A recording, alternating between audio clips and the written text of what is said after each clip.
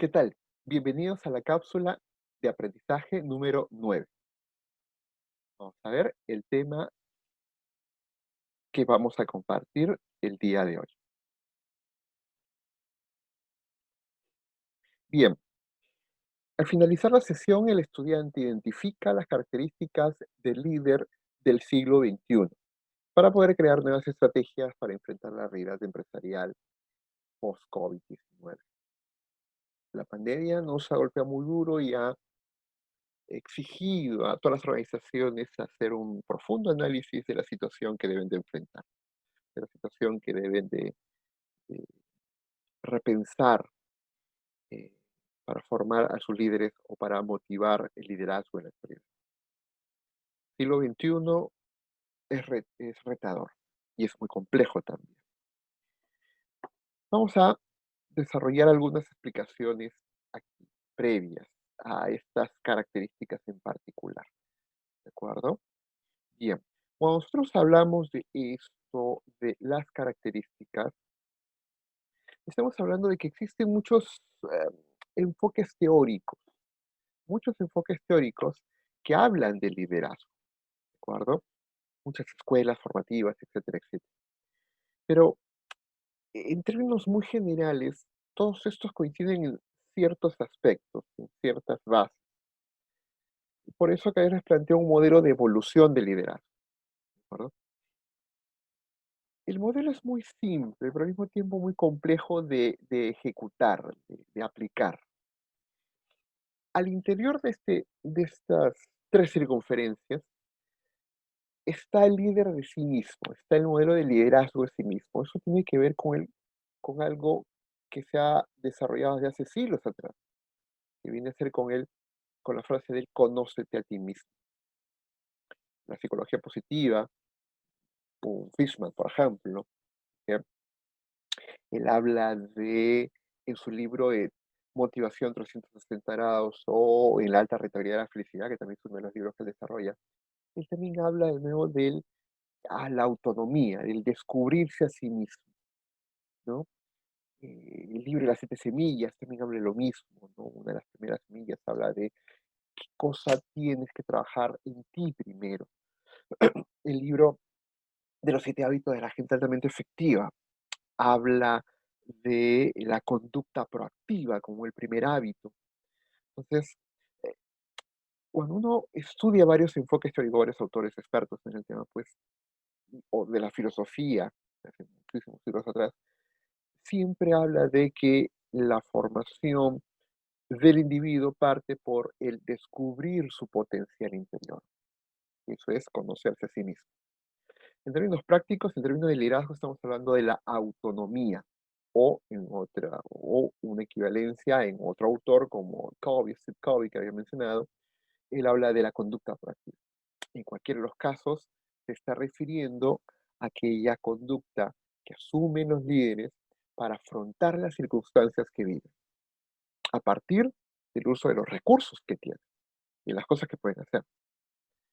Entonces, el liderar a sí mismo implica liderar a partir del conocimiento de cuáles son tus capacidades, cuáles son tus pasiones, tus deseos, tus metas, qué recursos tienes, dónde estás ubicado, qué circunstancias te rodean y hacia dónde debes de rumbar o qué estrategias debes de poner a partir de los recursos que en términos reales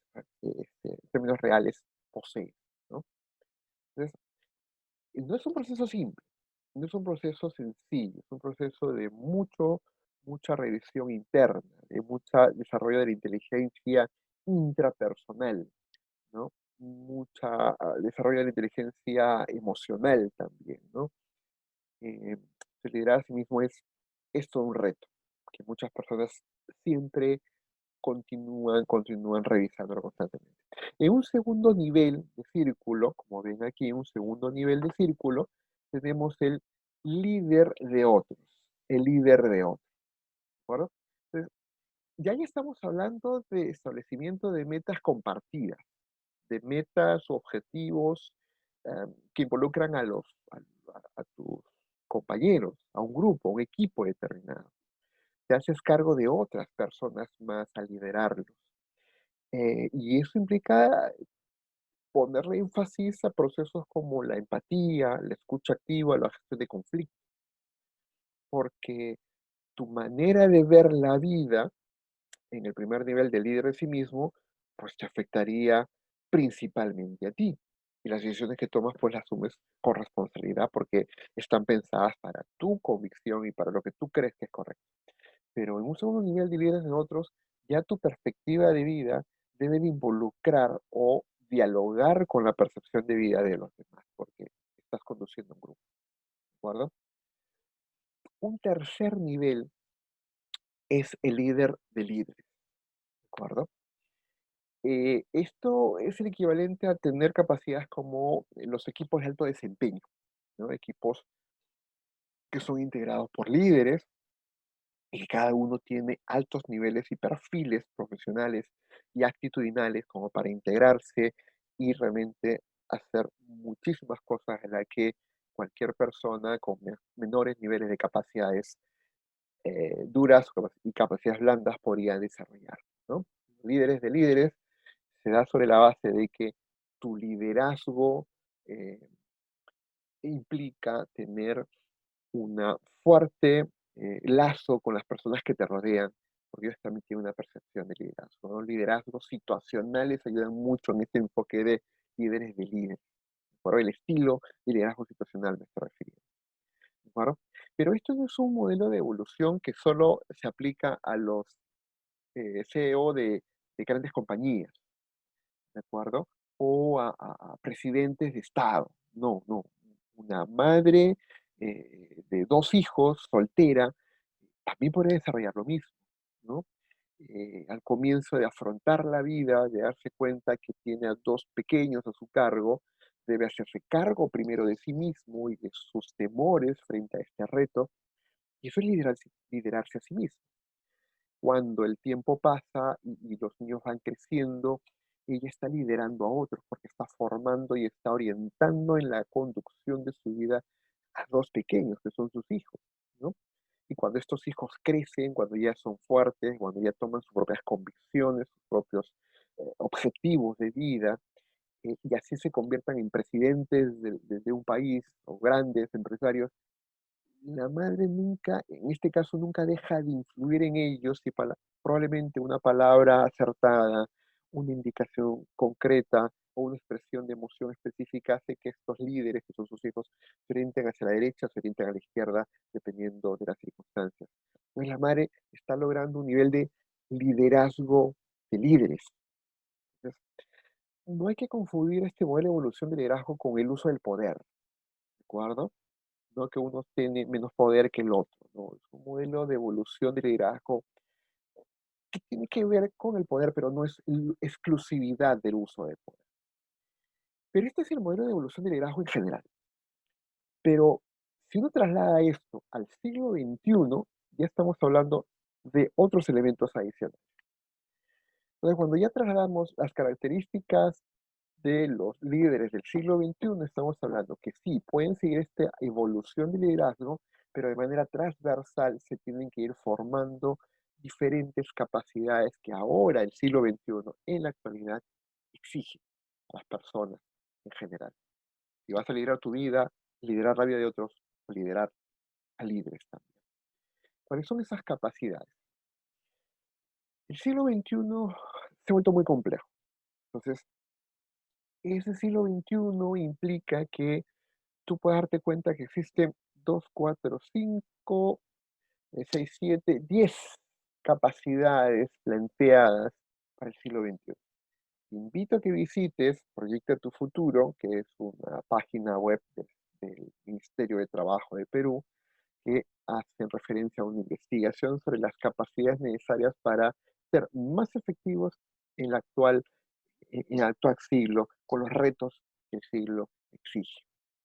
Y más aún con los retos que la pandemia nos exige. Entonces vemos ahí pensamiento computacional, mentalidad de diseño, gestión del volumen cognitivo, alfabetización en medios, transdisciplinariedad, interpretación, inteligencia social, adaptabilidad, lo transcultural y la colaboración virtual.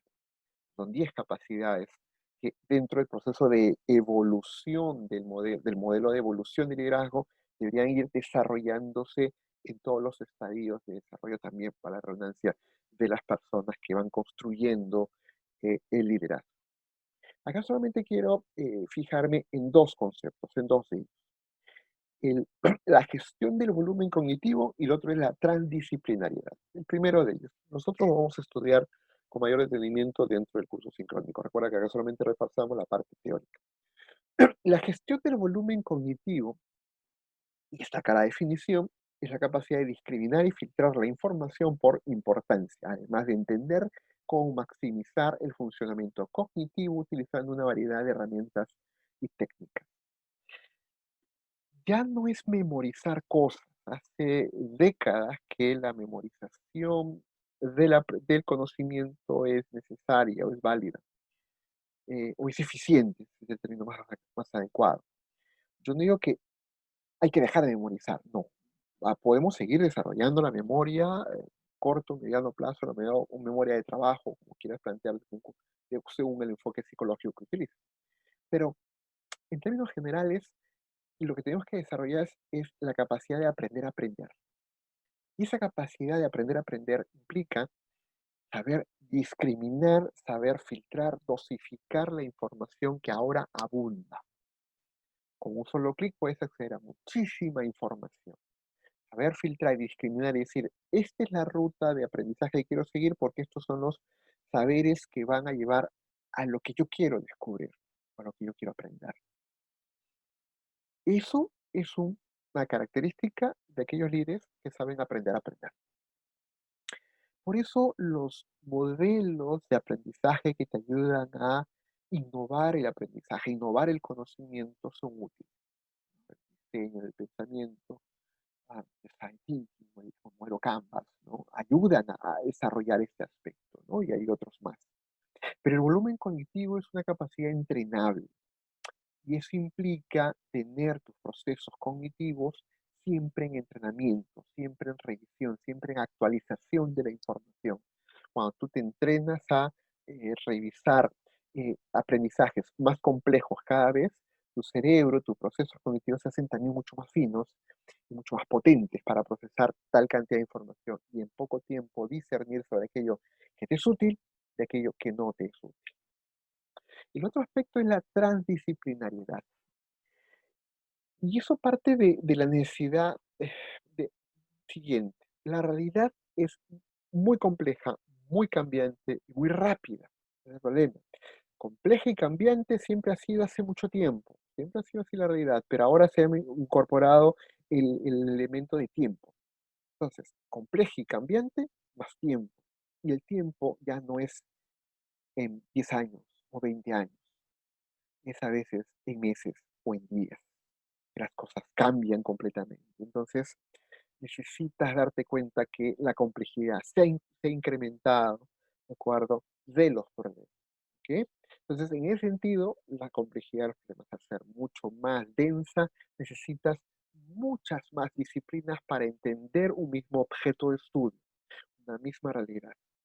Es por eso que un abogado, por ejemplo, que quiere ahora estudiar derecho medioambiental, necesita de los conocimientos de un ingeniero ambiental, por ejemplo, ¿no? Entonces, es por eso que un administrador que quiere conducir a una corporación necesita los conocimientos de la psicología, por ejemplo, ¿no? Es por eso que un estadista o un CEO de una empresa transnacional necesita los conocimientos de la filosofía para entender si lo que está planteando como cultura organizacional responde a una escala de valores válida y ética, ¿no? Desde la premisa de la ética. Entonces, la transdisciplinariedad exige que los líderes puedan moverse entre muchas disciplinas y puedan dialogar con personas de muchas otras disciplinas, que pueden ser líderes en otras disciplinas, ¿no? Entonces, eh, es importante tener esa flexibilidad mental como para poder darte cuenta que la lectura de la realidad que tienes no es unívoca, no es única, no solo tuya, sino hay muchas otras formas de entender la realidad, ¿no? A ver, para resumir, ¿ok? Eh, Hay que comprender dos cosas importantes. La primera, el modelo de evolución de liderazgo, que habla de liderazgo de sí mismo, liderazgo de otro, líderes de líderes, es un modelo estándar de cómo los liderazgos se van desarrollando de adentro hacia afuera, de adentro hacia afuera, ¿de acuerdo? Es un proceso complejo, vamos a estudiarlo en profundidad, por eso les he dado varias lecturas y videos para profundizar en ello, en cómo se da esta evolución. Pero ahora la coyuntura y la exigencia del siglo XXI hace que añadamos capacidades transversales. Y estas 10 capacidades transversales de la página web de Proyecto Tu Futuro, del Ministerio de Trabajo del Perú, puede ayudarte, puede ayudarte. Entonces, los líderes en la actualidad necesitan todas estas capacidades, ¿no? Pensamiento computacional, pensamiento de diseño, volumen cognitivo, etcétera, etcétera, ¿verdad? Es clave que los líderes puedan adaptarse al siglo XXI. Y es necesario que los líderes empiecen a darse cuenta que el entrenarse en estas capacidades, desde la disciplina en que estés, desde la profesión que tengas, es ahora un requisito casi indispensable para nuestro propio desarrollo. Muchas gracias por su atención.